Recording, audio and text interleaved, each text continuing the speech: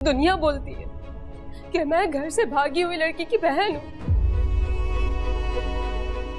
इसीलिए मेरी सास ने मुझे घर से धक्के देके बाहर निकाला है।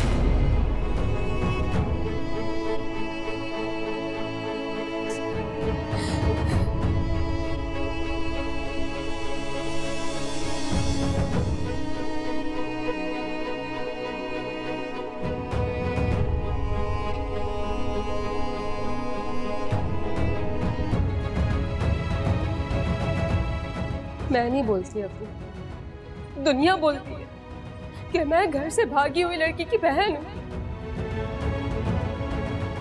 इसीलिए मेरी सास ने मुझे घर से धक्के देके बाहर निकाला है।